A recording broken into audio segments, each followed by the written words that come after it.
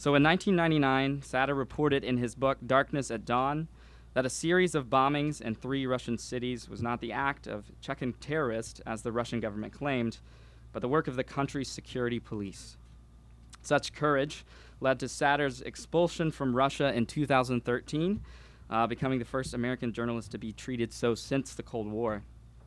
Now in his 4th book, Satter, who is a former Moscow correspondent for the Financial Times and special Soviet affairs correspondent for the Wall Street Journal, and now he currently serves as senior fellow with the Hudson Institute, deepens his accounts of the 1999 events, detailing Yeltsin's role in the violence, the subsequent rise of crime, Putin's ascent to power, and his repression of political opposition. It's sure to be an exciting tale here, and we're glad to have him back, I think, for the 4th time.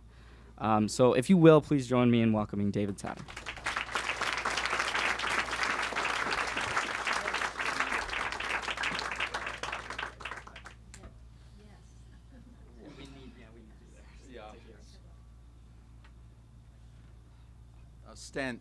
Stand here so I can see you all. And because of the heat, it's too hot for a jacket, and I see none of you have. I don't see anyone who has a jacket. Maybe there is someone. Now, can you all hear? Is this microphone working? It is, and you can hear me okay? All right. Well, thanks to all of you for coming, and thanks to you for taking an interest in what is, in fact, what I believe is, in fact, a very important subject. And that's not a gratuitous expression of goodwill. A part of the problem has been that a lot of people have not taken an interest. A lot of people who were obliged to take an interest did not take an interest.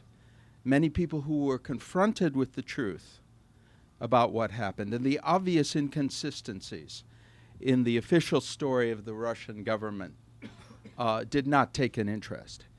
And the reason, of course, was it's easier sometimes to ignore the truth. In the long run, it never pays.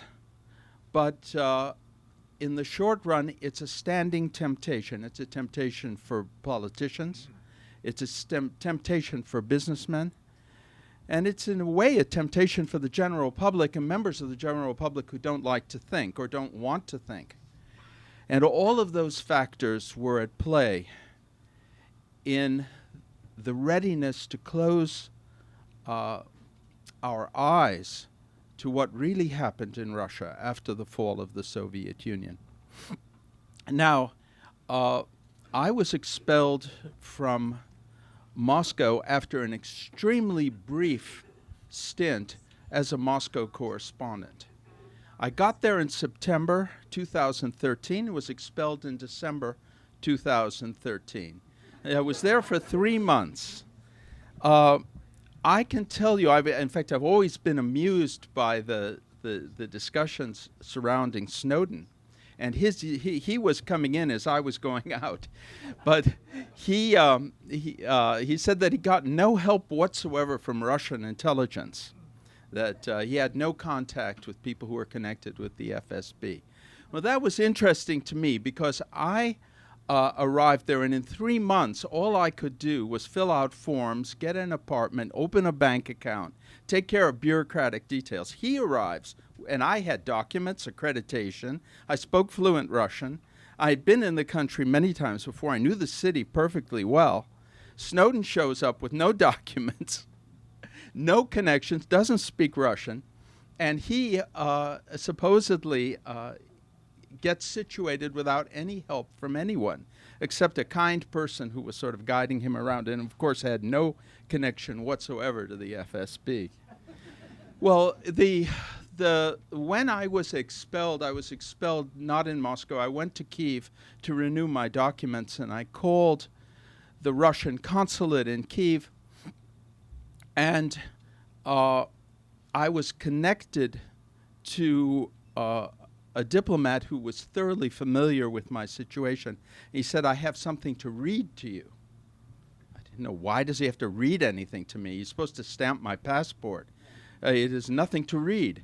But he began reading. He said, the competent are organs, and that's an expression that's used to describe the intelligence agencies, as the FSB, have determined that your presence on the territory of the Russian Federation, I was already thinking that's a huge territory, is undesirable, and you're banned from entering the country. And so after 3 months as an accredited Moscow correspondent, I was banned. And the question immediately arose, why did that happen? And a lot of the correspondents irritated me in Moscow by asking me, so why did they expel you instead of someone else? If they were a little bit better informed, they asked me, so well, after so many years of you writing about, for example, the apartment bombings, why now? That's a better question. Because what had changed, of course, was the security of the regime. First, as a result of the demonstrations in 2011, after the falsification of the parliamentary elections, then the protests surrounding Putin's election to a third term as president, and finally, and most important, the massive anti-criminal revolution that took place in Ukraine. The example of a self-organizing, spontaneous, non-violent until the end when it became violent, protest against a criminal regime was clearly a model for the removal of the related and very similar criminal regime that existed in Russia. And under those circumstances, the luxuries that the Russian regime felt that they could tolerate became intolerable. And I was the first luxury to be eliminated. Up until that time, and I have many of my friends here in Washington, I say friends because I'm friendly to everyone I can be friendly to, who work and propagate the interests of the Putin regime, constantly said, well, how can you criticize the regime when they give you visas constantly?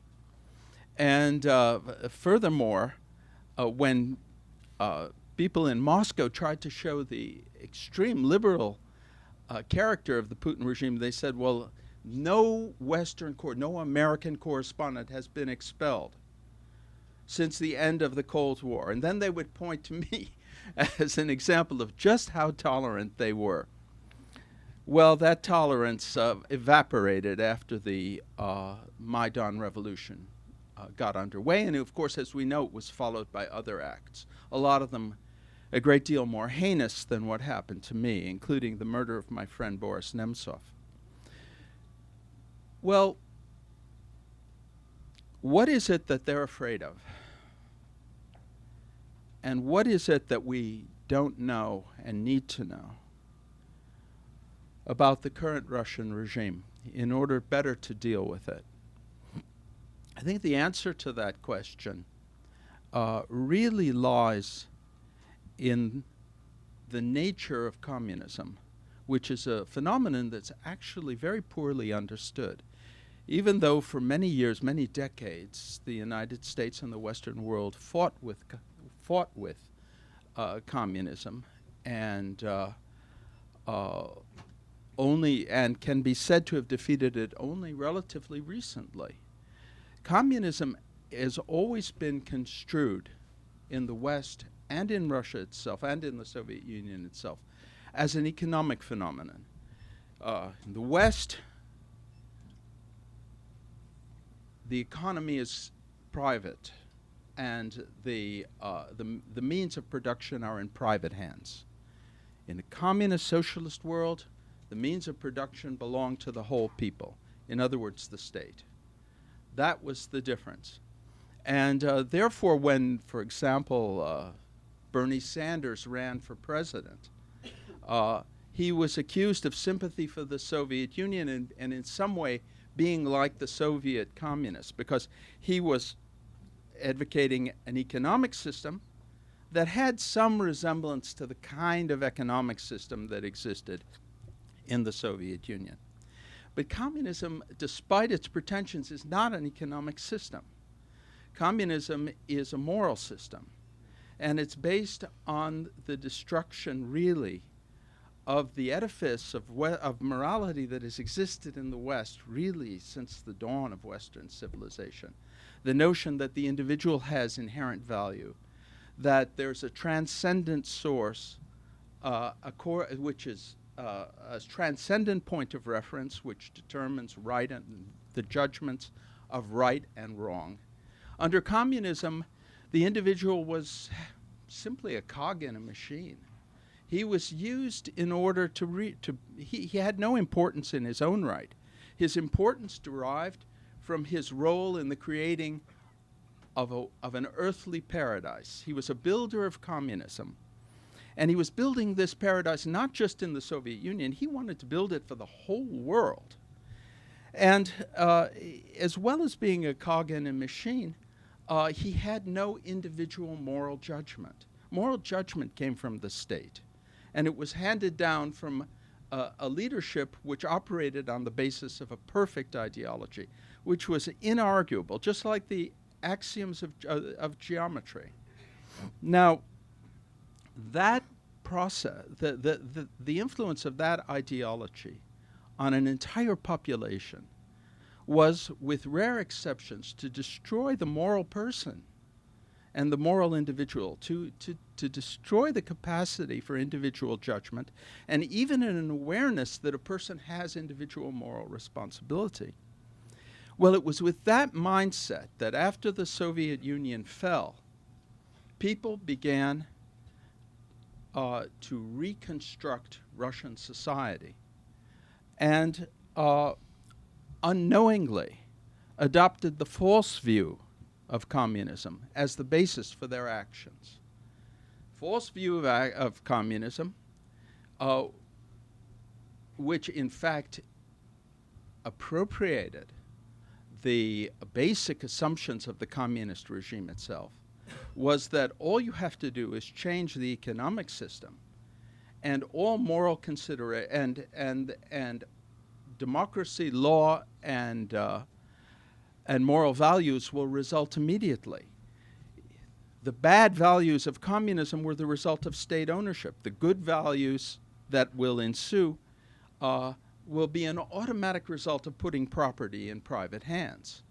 And so the process began in 1992, and it's not an accident that it was carried out by former communist ideologues who, to make their careers, worked for the communist leadership and hid their true views, which were radically free market. And this process was like nothing that had existed before. It was the largest handover of property in human history, peaceful transfer of property in human history. And it proceeded it at a breakneck pace with the intention of making it absolutely impossible for the communist system to be restored, whatever the democratic will of the population. Now, the problem with this was, of course, that Russia needed property in private hands. But what it really needed more than that was a restoration of the rule of law. And it needed, first and foremost, an understanding of moral obligation in society. And that was impossible under conditions in which suddenly a giant bazaar was opened up, and a population that had hungered for material goods for decades was suddenly given the opportunity to become rich on the basis of how much they could steal. And steal they did. And the stealing, and what was introduced in Russia was an intense process of negative competition in which the scum rose to the top. And the most unethical, the most dishonorable, accumulated the greatest fortunes, while anyone who was either naive, unable to adapt, had some moral scruples, those people were destroyed. And in fact, the destruction was sometimes physical destruction. In the 1990s, the number of surplus deaths in Russia was 6 million. Now, surplus deaths is a technical term used by demographers. Demographers make projections for population growth in any society based on their extrapolation of existing trends. On the basis of those trends, the loss in population in Russia under Yeltsin in the 1990s, at the time that Russia was quote-unquote building democracy, was 6 million.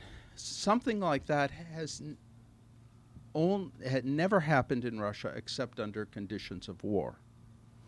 The economic consequences of turning the economy over to whoever can steal were catastrophic. Russia suffered a 50% drop in the gross national product. That didn't happen even under Nazi occupation. In every category, the death rate soared to such a degree that Western demographers did not believe the figures, whether it was oncological disease, heart disease, accidents, poisonings, road accidents, whatever it happened to be. And there was, I'll never forget, an article that appeared in Moscow News, an interview with a gravedigger in one of the new Moscow cemeteries that was created. And he said, you see all those, and he pointed out to all the new graves practically as far as the horizon. He said, they're all young people. They're all working age. And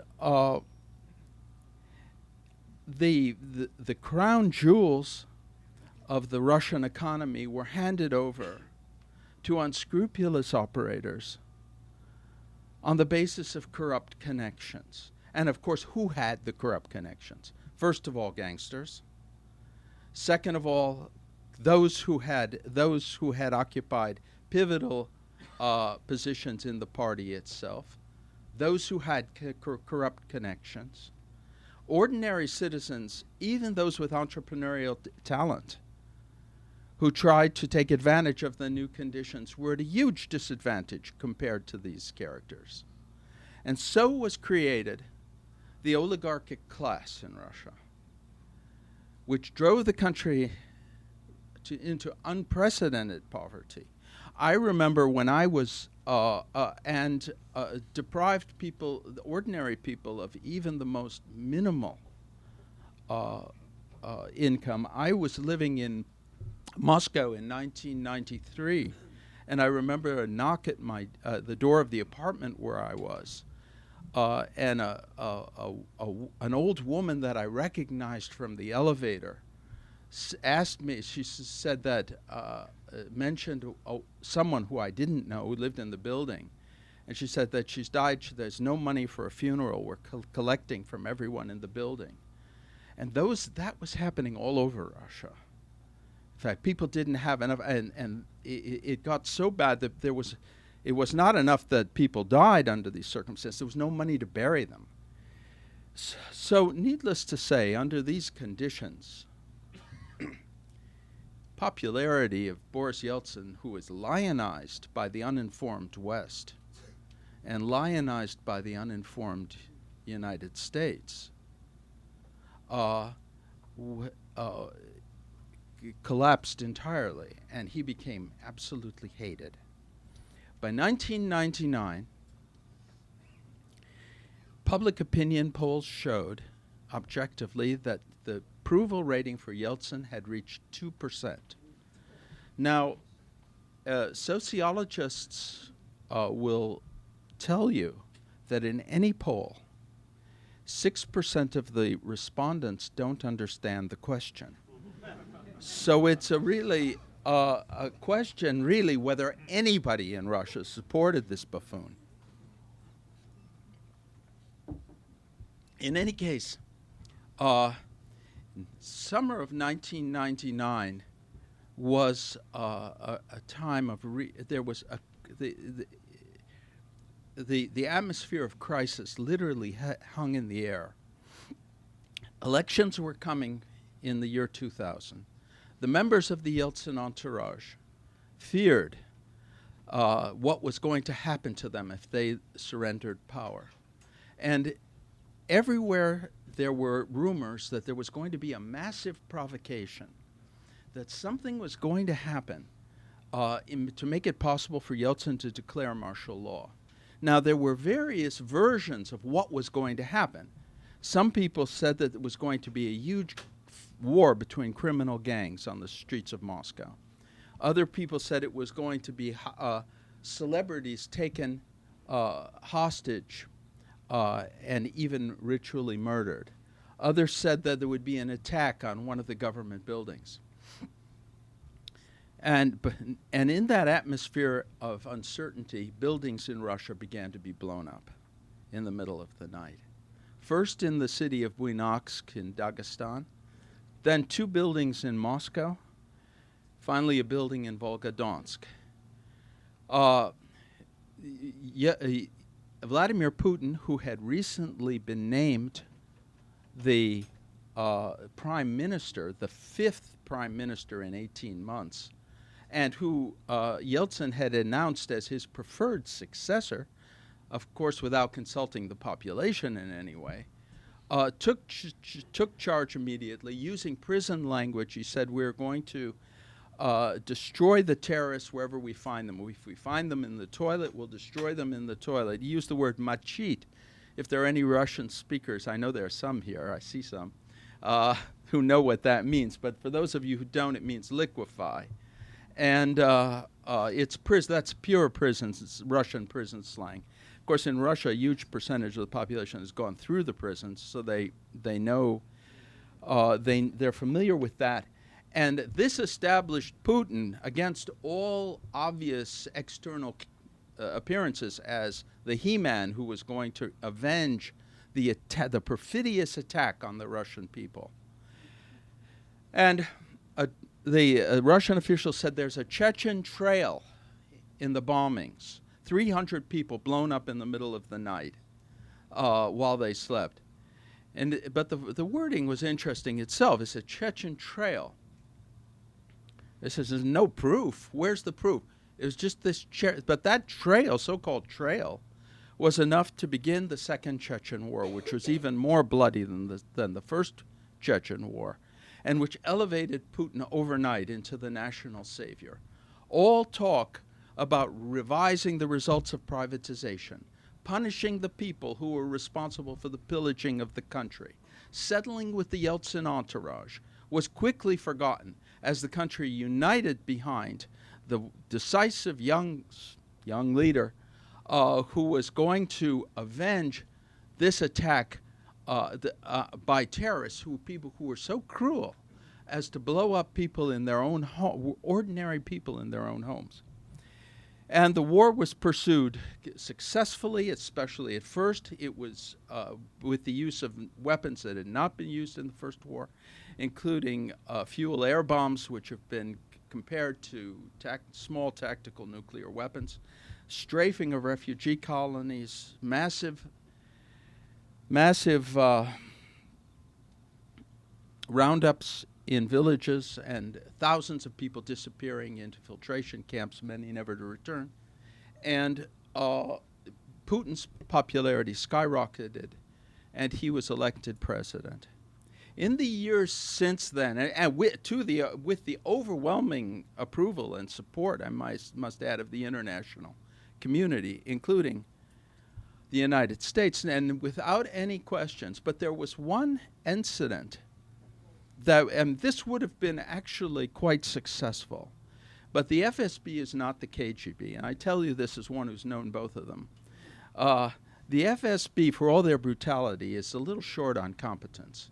And they made a critical mistake because there was a 5th bomb.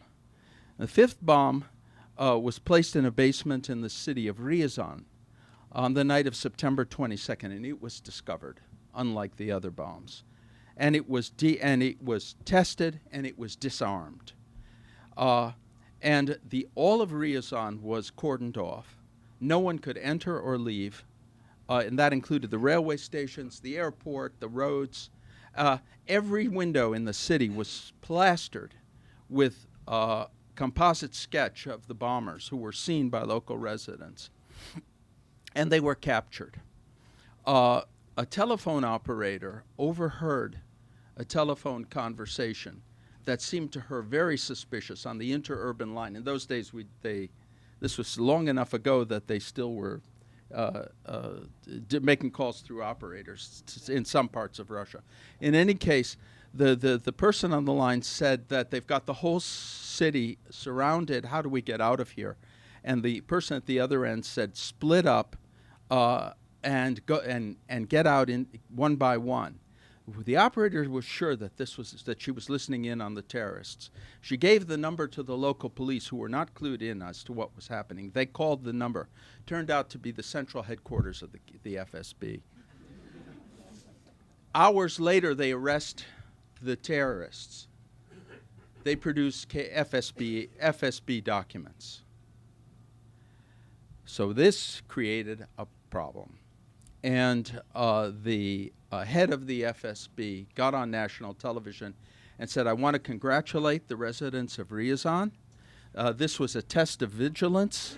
Congratulations, you did a brilliant job in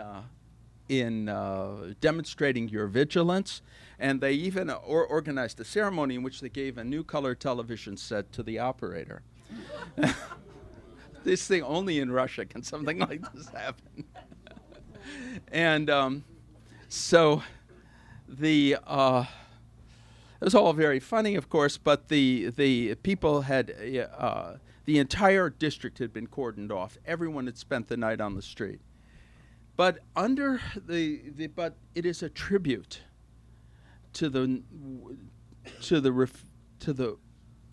unwillingness to know and to face the truth that no one raised this issue. Not the U.S., not Europe. Russian society, Russian civil society was disorganized. A war was going on in Chechnya. A new election was coming up. And despite efforts to ask, well, what are you talking about? Who put that bomb in the building? It was successfully covered up. Putin was elected president. And the whole incident was all but forgotten, except for a few people who continued to investigate and formed a committee to find out the truth about the Ryazan incident. Of those people, I was in contact with almost everyone. And I myself decided that this is just unbelievable. And I went to Ryazan. And I talked to people. I talked to the police. I talked to the residents of the building that was supposed to be blown up. And there was no one who believed that this was a training exercise. And there was no evidence to support the idea that it was a training exercise. And on the contrary, the gas analyzer, which tested the bomb, tested positive for hexagon, the high explosive used in the other bombings.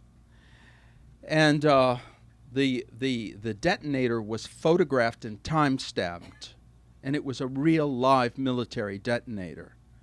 There was really no doubt that this was no training exercise. This was an attempt to bomb the building, and the building had 300 residents, and it was on a hill just above another building with 300 residents. Had it been blown up, it would have hit the neighboring building with the force of an avalanche, carrying away 600 lives in addition. It didn't happen, thank God, but that didn't interfere with the regime's plans, because the next day they began bombing Grozny. So the investigators began to collect information. One by one, they were murdered. First, Sergei Yushchenkov. I saw him in the building of the State Duma, and he told me that he fully intended to expose what happened. And insofar as I was working with him, and I also was trying to do the same thing, we talked. I remember he was full of enthusiasm. He was a wonderful guy. He was a little bit very, very friendly and naive, I guess. And I was in my apartment in Moscow, and I got a call that he'd just been shot as he came out of his apartment building. I was working on exactly the same thing. 3 months later, Yuri Chechen, a journalist who was also a member of the Duma, who had proposed had advanced a motion in the Duma calling for a full investigation of the Ryazan incident, was poisoned. 2 other people, and died. 2 other people who worked on this, Alexander Litvinenko and Anna Politkovskaya, were killed. Anna was shot as she got out of an elevator in her apartment building. And Litvinenko, as many of you know, was poisoned with a nuclear isotope in London. By the year 2007, I was the only person left alive who was still trying publicly to raise this issue. And I testified before the House Foreign Affairs Committee with my good friend Michael McFaul, who became the architect of the reset policy, among other things.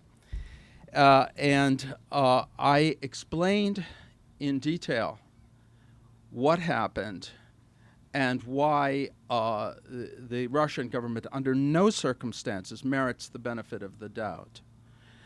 And what I said then was actually fairly widely quoted afterwards.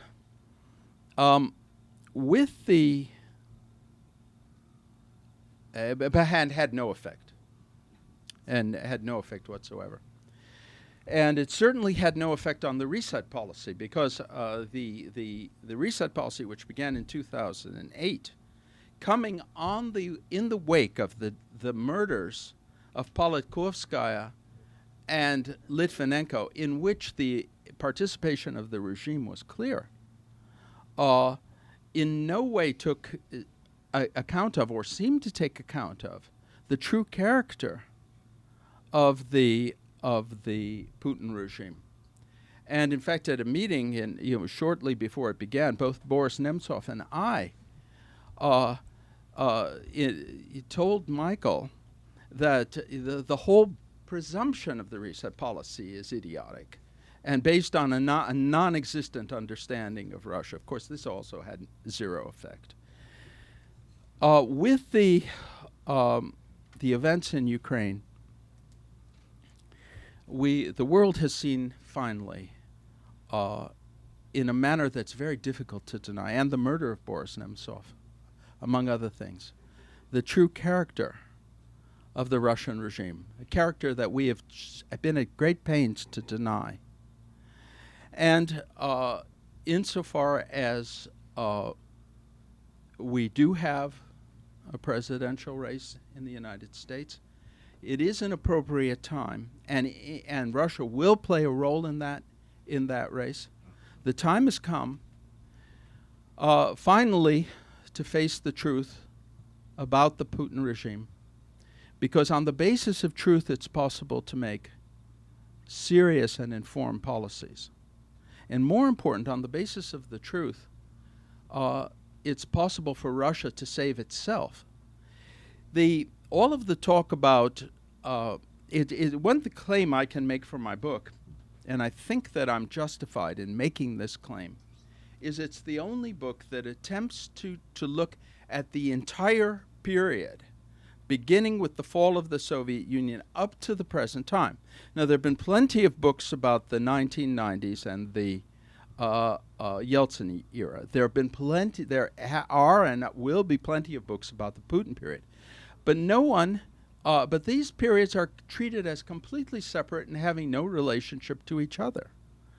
But the question, and this is true not just in America, where you might expect it. After all, people here can't follow Russian events that closely unless they're deeply interested.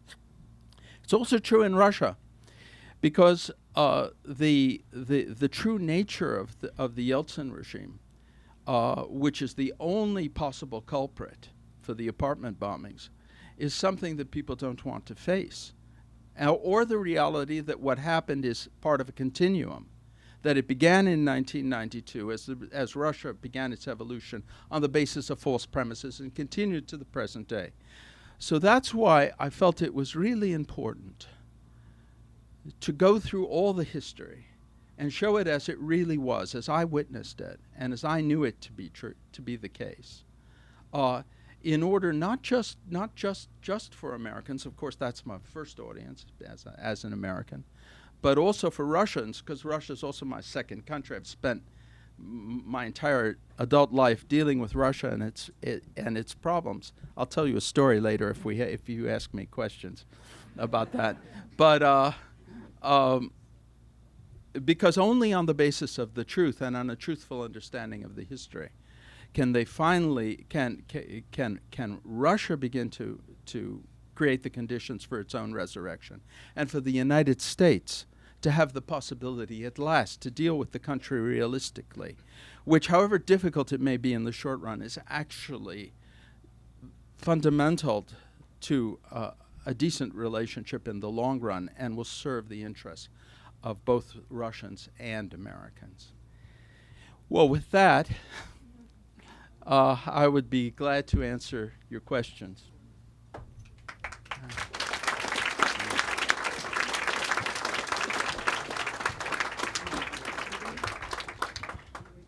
Hello, thank you for your talk.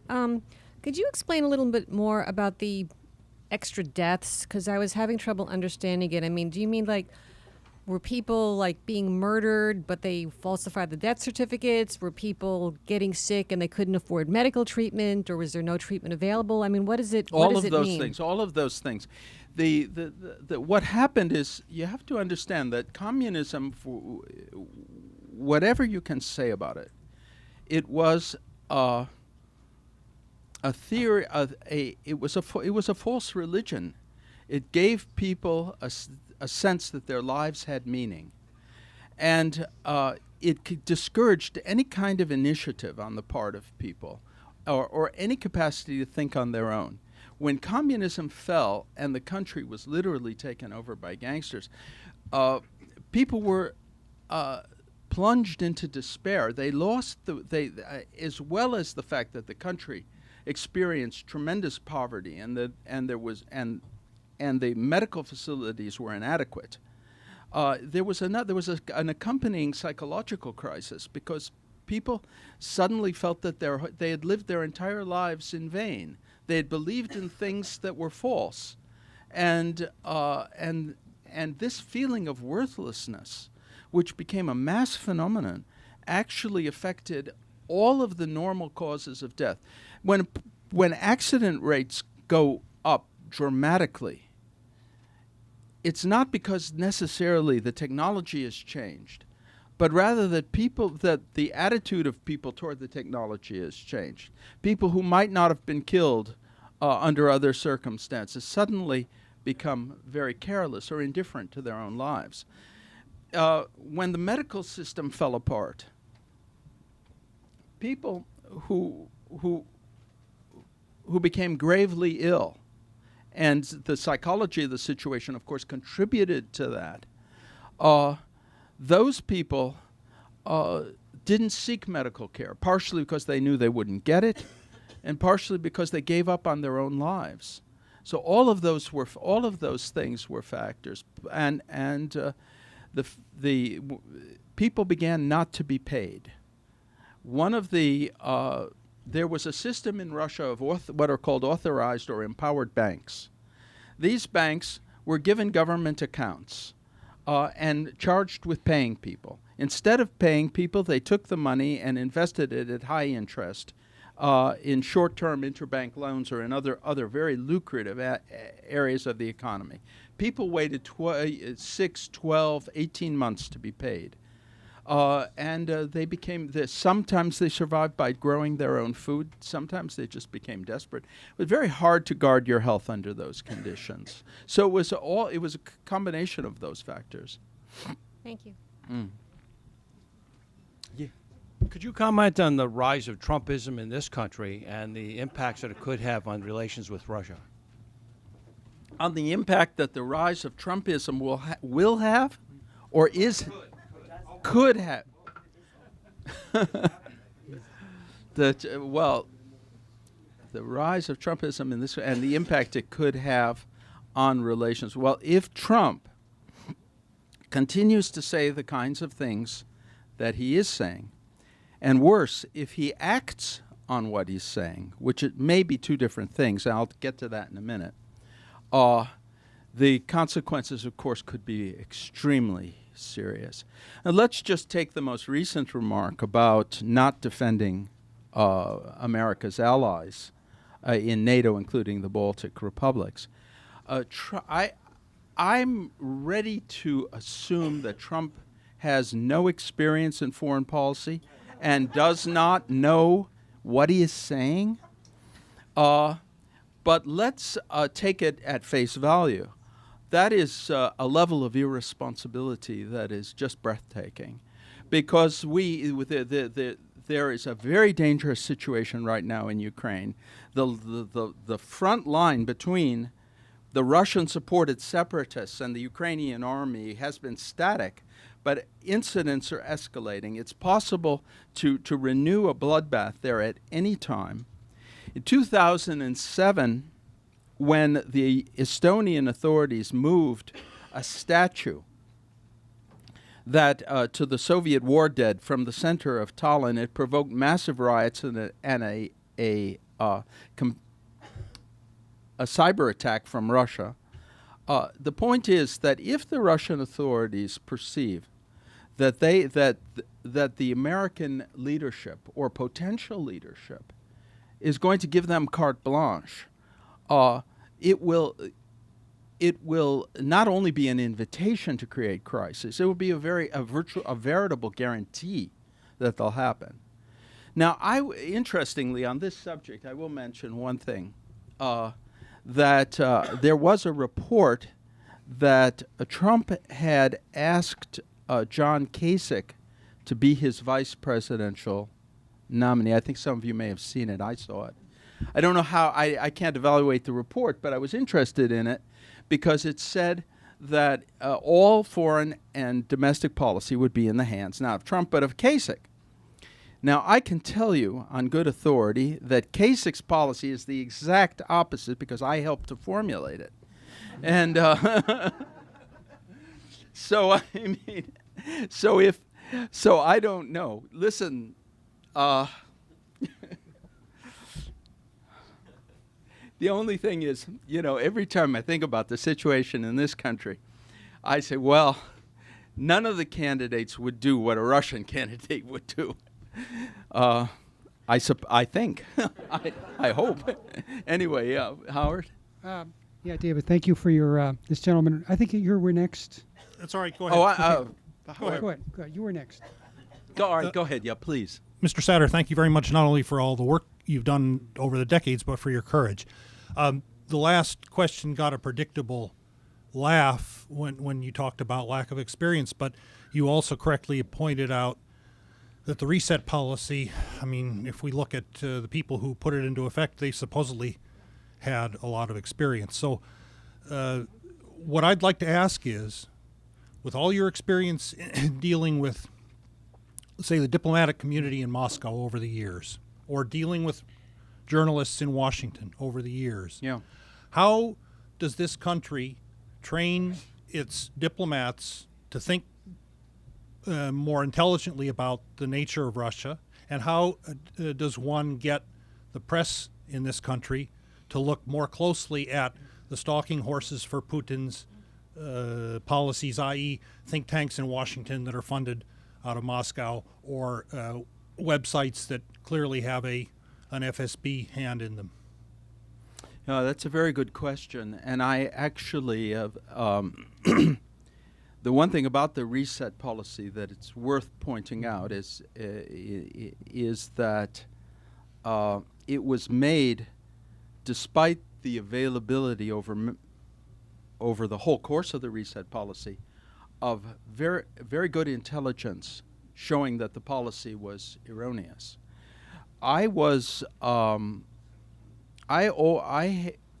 I've known many American diplomats and journalists over the years who have dealt with Russia. And in the case of diplomats, I had this attitude that they really, they know nothing, that what they have to say is not important, and they're not worth anybody's time. And I persisted in that attitude up until the WikiLeaks released the cables from the U.S. Embassy, and I read them. And I have to tell you, I was stupefied how good they were. I was amazed that our people, who I in particular had underestimated, were capable of extremely accurate and subtle explanations of what was going on in Russia. And but that led to another question. Well, wait a minute. If this kind of high-quality reporting is coming to the top people at the State Department, what is the explanation for these imbecilic policies? And I think that the real problem is really the kind of bureaucratic and careerist atmosphere that surrounds the political candidates, and the kind of people who position themselves as experts on Russia without being so, and are the recipients of that information, and then either misinterpret it or possibly don't pass it on. But I can't see anything else. But I must say that, if I've ever said anything bad about our American diplomats in any public forum, as a result of that reading, I do apologize, because some of it's quite good. It just isn't being acted on. If we will, it seems like we got a lot of questions lining up. Do you think you could do two at a time? Bundle Sure. two? So two on this side and then two on that side. Sorry, it's just like it looks like we have so many questions and we're going to have limited time. So thank you. So two on this side, if you will.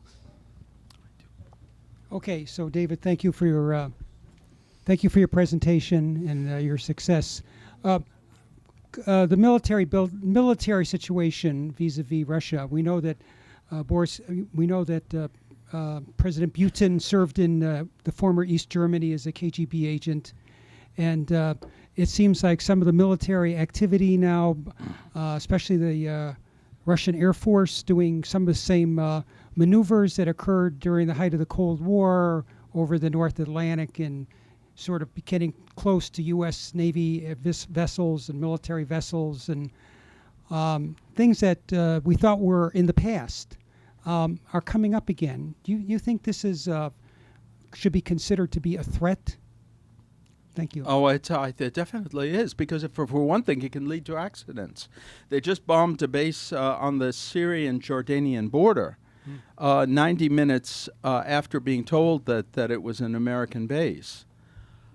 They're taking a lot of chances, and they're trying to, as they did during the Cold War, and they're trying to unnerve the West and push the West to accept engagement on their terms.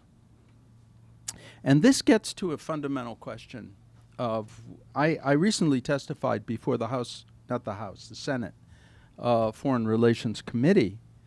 And in the course of that testimony, I tried to discuss the issue of psychological deterrence. What we have in relationship to a regime like Russia's, like the Putin regime, it's important. Deterrence has an important psychological dimension. Therefore, it's extremely important to be honest and forthright about the regime's crimes and not try to minimize them, because that creates the psychology of deterrence and the awareness that we know who we're dealing with, and will not accept incidents of like the kind you've just mentioned, Howard, as some kind of unfortunate accident. But a truthful understanding of the country is exceptionally important for keeping that country under control. And believe me, they don't have the internal breaks on behavior that a normal country would have. Thank you. Yeah. Yeah. Gotta pick which question I want here because you just kind of inspired a new one. Okay, I'm gonna go with my second one, which I just thought of. I feel like I've listened to a lot of talks by people that come from a point of view like yourself. And in a nutshell, I feel like there is a pretty sober understanding amongst a variety of journalists, analysts, politicians about the Russian government. And so I guess my question is, where's the gap between what I see as a pretty clear-eyed understanding and the kind of, I suppose, feckless policies that, kind of emblemized by something like Reset? Well, I think that the understanding is not as great as you think it is. And there have been all kinds of statements to the effect that the Reset policy was working brilliantly until the Russians decided to invade Ukraine, for example. To understand any phenomenon, it's important to understand the detail. That's why there's nothing more instructive than a story, because a story reveals psychology, mentality, motive. The idea that, for example, there are to say, well, Russia is repressing its population, or the Russian leadership is undemocratic and is concentrating power. Those are generalities that don't really bring home the nature of the adversary that we're dealing with, like the fact that President Putin came to power through an act of terror carried out against his own people. And there was deliberate bombing of civilian apartment blocks, which made it possible for him to be president, and that he's continued his hold on power through repeated acts of terror. All of those, by the way, are described in the book. So without that detail, without that understanding, it's very easy to skate over the true nature of what we're dealing with. And of course, there's an incentive for doing so because it makes it a lot easier. Let's take two questions on this line successively. So you ask your questions and the next person in line. I don't know how much your expertise extends to Ukraine, but I've been trying to follow it. I'm kind of curious to what extent has Ukraine in its history since independence escaped the oligarchy that's in Russia, to the extent that potentially it is for lack of a better term, Western country in the way it can reform itself, or how much of that is just poisoned by the same poison that's in Russia? And so I guess that gets to the question of how much we should be defending Ukraine, because it's defensible and it's salvageable in a certain sense. Well, Russia's salvageable under the right circumstances. The problem is the impact of communism on people was the same everywhere, in Ukraine, Russia, Kazakhstan. It was that kind of imbalance between the rights of the individual and the prerogatives of the state, the very idea of the human being as raw material for the carrying out of some crazy political scheme of a deranged leadership, that had its effect everywhere, not just in. The difference is in Ukraine, there's some basis for a pluralistic society, and not the least of which is the fact that large parts of the country existed outside of the Soviet Union up until the Second World War. That there's a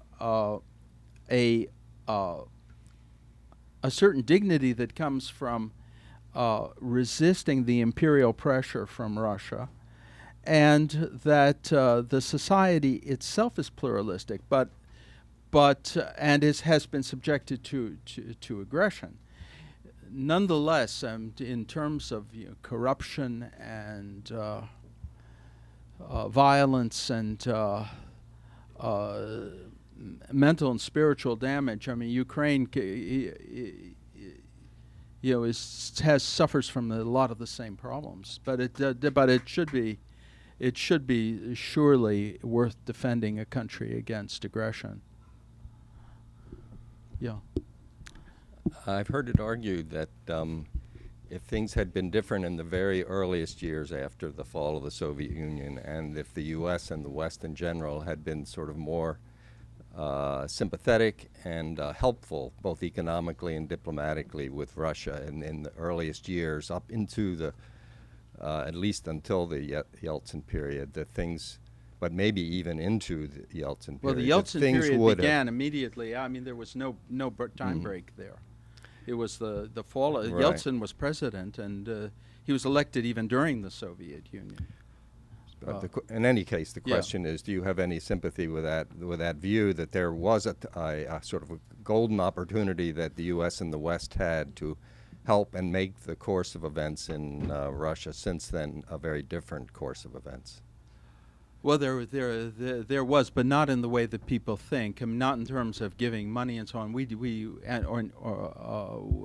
real problem was that at a time when the West had unprecedented influence in Russia, and the U.S. most of all, we used our moral influence, such as it is, to back up, reinforce, and legitimize all of the most negative tendencies in the society.